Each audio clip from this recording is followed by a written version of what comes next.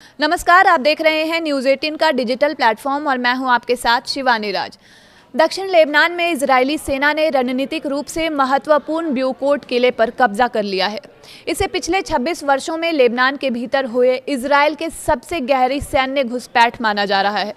मार्च में हिजबुल्लाह के साथ शुरू हुए ताज़ा संघर्ष के बाद ये इजरायल की बड़ी क्षेत्रीय बढ़त भी है। क्रूसेडर काल का ये ऐतिहासिक किला दक्षिण लेबनान के शहर नबातिये के पास एक पहाड़ी पर स्थित है। इजरायली सेना ने कई दिनों तक चली भीषण लड़ाई और आसपास के गांव में हवाई हमलों के बाद इस इलाके पर नियंत्रण हासिल किया।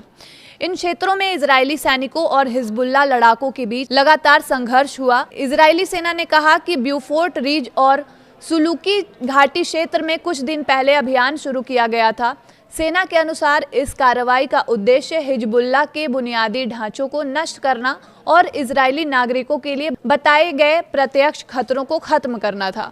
इजरायली सेना ने यह भी कहा कि जरूरत पड़ने पर अभियान का दायरा और बढ़ाया जा सकता है। सेना की ओर से जारी की गई तस्वीरों में सैनिक ऐतिहासिक ब्यूफोर्ट किले के बाहर दिखाई दिए। इजरायल इससे पहले 1982 से 2000 तक दक्षिण लेबनान में अपनी सैन्य मौजूदगी के दौरान भी इस किले पर नियंत्रण रख चुका है। ये सैन्य बढ़त ऐसे समय में हुई है जब 17 अप्रैल से दोनों पक्षों के बीच युद्ध विराम लागू है। रिपोर्टों के अनुसार इजरायली सैनिक लितानी नदी पार कर चुके हैं और अब नबातिये शहर से लगभग 5 किलोमीटर की दूरी तक पहुंच गए हैं।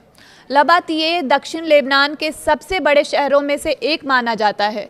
हालिया घटनाक्रम पर हिजबुल्लाह या लेबनान सरकार की ओर से तत्काल कोई प्रतिक्रिया नहीं आई है। वहीं इजरायल और लेबनान के बीच वाशिंगटन में प्रत्यक्ष वार्ता भी जारी है, लेकिन सीमा पर तनाव अभी भी बना हुआ है।